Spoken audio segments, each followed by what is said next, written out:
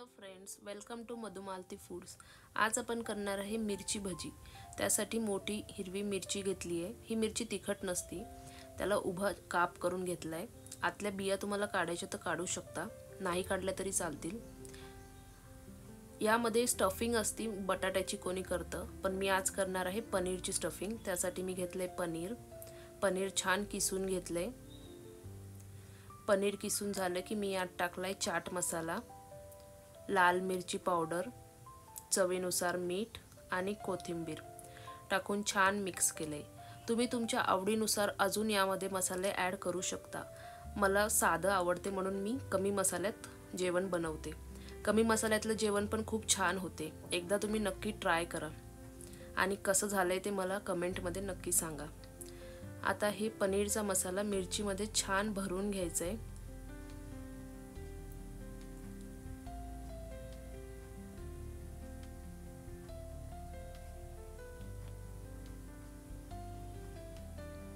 मसाला छान भरलाय की आता आपण करणार आहे भज्याची तयारी। त्यासाठी मी घेणार आहे एक वाटी, त्यामध्ये एक वाटी बेसन, अर्धी वाटी तांदूळ पीठ, हळद, लाल मिरची पावडर आणि चवीनुसार मीठ।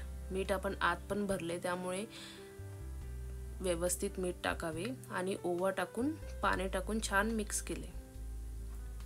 पाणी थोडे थोडे ॲड करावे। मिश्रण खूप पातळ होता पण कामा नये आणि खूप घट्ट पण होऊ नये।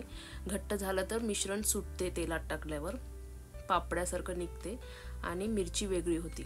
आणि आपण आत स्टफिंग भरले तर ते पनीरला पाणी सुटून ते पण तेलात उडू शकते। त्यामुळे थोडं थोडं पाणी टाकून मिश्रण मीडियम हे भिजवावं, जसं मी दाखवते तसं। छान 5 मिनिटं फेटून घेतले, त्यामुळे मिश्रण हलकं होते। चिमूटभर खायचा सोडा टाकून छान फेटून घेतले। आता हे मिश्रण मी एका ग्लासमध्ये काढून घेणार आहे। हे मिश्रण ग्लासमध्ये काढून आता कढई तापत ठेवली। कढईमध्ये तेल ॲड केले। तेल छान गरम झाले की या मिश्रणामध्ये मिरची छान डीप करून हे तळणार आहे।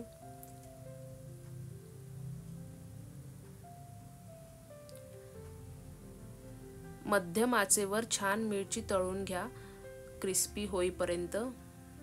पावसाळा संपण्याआधी एकदा ही रेसिपी नक्की ट्राय करा आणि कशी झाली ती मला नक्की कमेंट करून सांगा।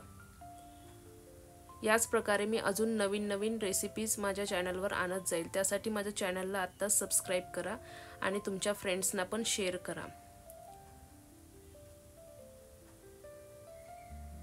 तर आपली मिरची भजी तयार आहे। गरमागरम सर्व करा। थँक्यू।